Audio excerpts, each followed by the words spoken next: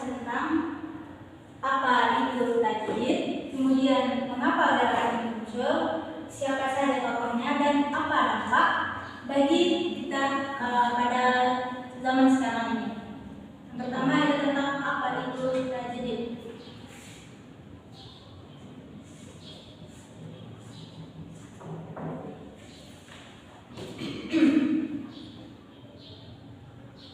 Nah, sebelumnya coba kalian pikirkan dan renungkan, kalau Islam itu adalah agama yang sempurna, kenapa masih perlu adanya pembaharuan? Ada yang tahu?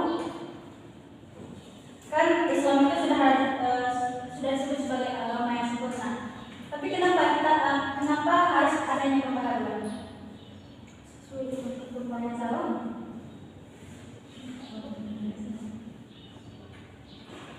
Tidak perlu. Nah, baik. Karena walaupun agama Islam itu disebut dengan agama yang sempurna, tetap saja perlu adanya pembaharuan karena pemahaman umat Islam itu sering menyimpang dari ajaran aslinya. Nah, yang pertama kita akan membahas tentang tajdid. Apakah Anda tahu apa itu tajdid? Belum kok. Itu berarti pembaharuan.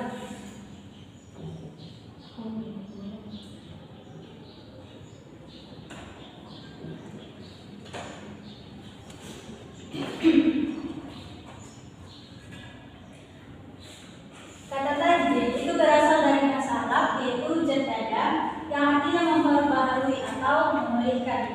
Menurut Kiai Haji Ahmad Siddiq bahwasanya beliau mengatakan tajdid itu adalah mengembalikan Islam ke bentuk aslinya, bukan mengganti dengan hal yang baru, bukan mengganti dengan sesuatu yang baru. Kemudian Yusuf Qaradawi beliau menyebutkan bahwasanya tajdid itu adalah sebagai bentuk pemurnian dari bid'ah, khurafat, dan juga pikiran yang asing. Nah, jadi tajdid itu bukan revolusi yang menggantikan Islam, tapi sebuah gerakan untuk memurnikan dan menyegarkan ajaran Islam sesuai dengan semangat zaman, sesuai dengan perkembangan zaman.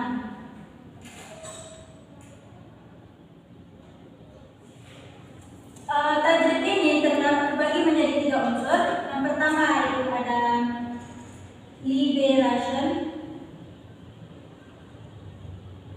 kemudian ada reformation,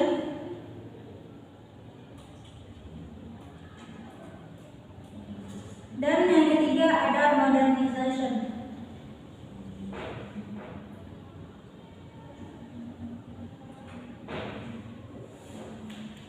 Liberation itu berarti membebaskan umat dari taklid buta dan juga bid'ah. Kalau reformation itu kembali kepada Al-Quran dan juga hadis. Sedangkan modernization itu menyesuaikan dengan kebijakan. Nah, kan tadi aku sudah menjelaskan tentang apa itu tajdid. Siapa yang bisa mengulang kembali apa itu tajdid? Ya, tajdid itu berarti pembaharuan. Dengan memulihkan kembali ajaran Islam ke bentuk aslinya, bukan mengganti ajaran tersebut dengan sesuatu yang baru. Kemudian tadi kan ibu sudah menjelaskan tentang 3 unsur di dalam tajdid. Ada yang bisa mengulang kembali apa itu 3 unsur tersebut?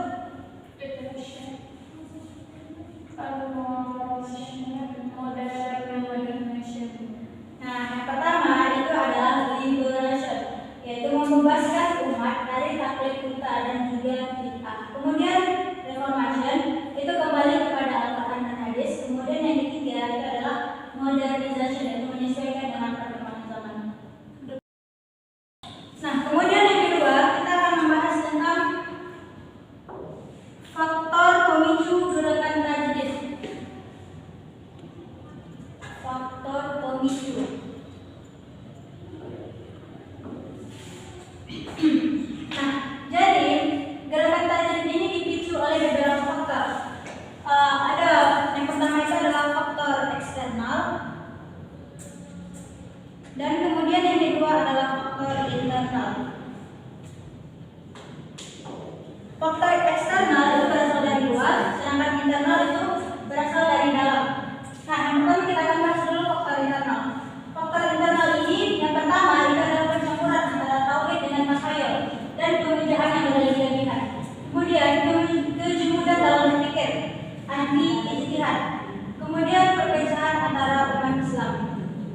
Jadi pada faktor internal ini ada tiga yang mempengaruhi. Yang pertama tadi adalah pencampuran antara tauhid dengan takhayul dan pemujaan yang berlebihan. Kemudian kejemudan dalam berpikir atau biasa disebut juga dengan anti ijtihad dan perpecahan antara umat Islam. Kemudian selanjutnya faktor eksternal. Faktor eksternal ini faktor yang dari luar, yaitu ada dua faktor yang mempengaruhi. Yang pertama adalah kekalahan militer dan barat, kekalahan militer dari barat, kemudian pengaruh kolonialisme dan kemajuan peradaban barat. Nah, ibu mau bertanya dulu kepada Ananda. Menurut Ananda, apa akibatnya kalau umat Islam itu terus terpecah belah dan tidak mau berpikir kritis? Ada lagi? Nah, baik. Ya, jawaban dari teman itu benar. Kalau umat Islam itu terpecah belah dan tidak mau berpikir kritis, maka umat Islam itu akan tertinggal dan sulit untuk berkembang. Kemudian selanjutnya kita akan membahas tentang tokoh-tokoh gerakan Tajdid. Nah, di sini kita akan membahas 6 tokoh.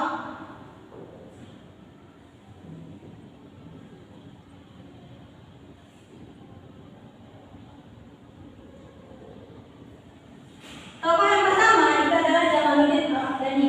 Nah, Jamaluddin Al-Afghani ini beliau ini menyerukan pentingnya ijtihad dan juga persatuan umat. Kemudian yang kedua itu adalah Muhammad Abduh. Beliau ini mereformasikan pendidikan dan pemikiran rasional. Kemudian ada Rasyid Ridha. Beliau ini adalah salafiyah yang fleksibel dan pendidikan yang integratif. Kemudian ada Muhammad Iqbal. Beliau mendorong dinamisme dan juga menolak pemikirannya. Kemudian ada Sultan Mahmud II, yaitu modernisasi militer dan administrasi Turki. Kemudian terakhir ada Hasan al-Banna. Nah, beliau ini merupakan pendiri dari Ikhwanul Muslimin yang fokus pada reformasi sosial dan juga pendidikan. Nah, dari keenam tokoh tersebut yang telah ibu sampaikan, ibu ingin bertanya kepada anak-anak terlebih dahulu. Siapakah di antara tokoh-tokoh yang telah ibu sebutkan tadi yang menurut kalian itu relevan dengan perkembangan zaman sekarang ini?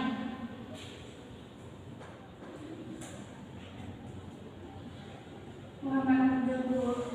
Baik. Kenapa Muhammad Abduh dipilih sebagai tokoh yang paling relevan? Dalam proses perkembangan itu lebih relevan untuk diperhatikan. Nah, ya. Jadi pada zaman sekarang ini tokoh yang lebih relevan yaitu adalah Muhammad Abduh karena beliau mendorong pendidikan dan pemikiran yang rasional. Kemudian selanjutnya kita akan membahas tentang dampak dan tantangan.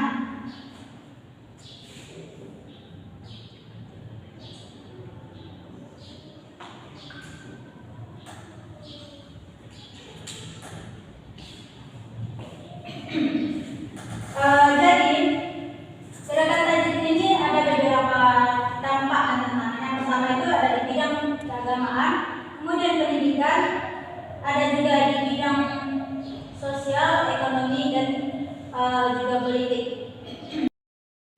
Nah, yang pertama kita akan membahas tentang bidang keagamaan. Jadi dampak dari gerakan Tajdid ini di bidang keagamaan yaitu pemurnian akidah, penguatan ijtihad dan juga tolak bid'ah dan takhayul. Kemudian di bidang pendidikan. Di bidang pendidikan dampak dari gerakan Tajdid ini yaitu yang pertama integrasi ilmu agama dan ilmu umum, kemudian partisipasi perempuan dalam pendidikan dan lembaga seperti adanya lembaga Muhammadiyah yang muncul. Kemudian selanjutnya di bidang sosial.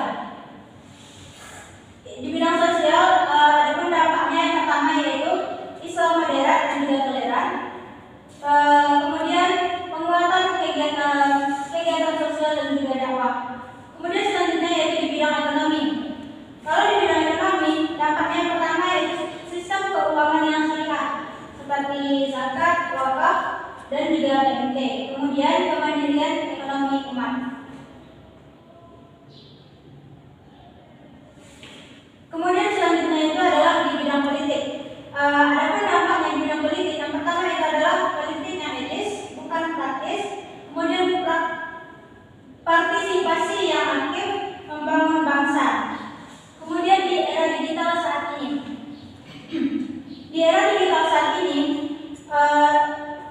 dampaknya itu seperti dakwah digital seperti di YouTube, podcast dan juga learning. Kemudian big data dan teknologi untuk pendidikan Islam.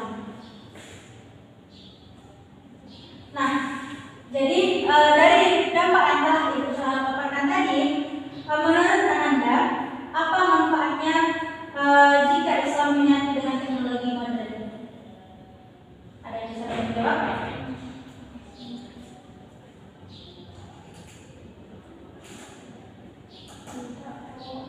Nah, baik. Nah, jadi dari dampak dari adanya gerakan tajdid ini, ketika Islam menyatu dengan teknologi modern, maka dakwah dan pendidikan Islam itu menjadi lebih luas dan modern. Jadi gerakan tajdid itu bukan hanya dari sejarah saja, tapi juga inspirasi bagi kita. Nah, tajdid itu mengajarkan kita untuk menyaring ajaran agama, berpikir kritis, dan menyatu dengan zaman tanpa meninggalkan nilai-nilai Islam.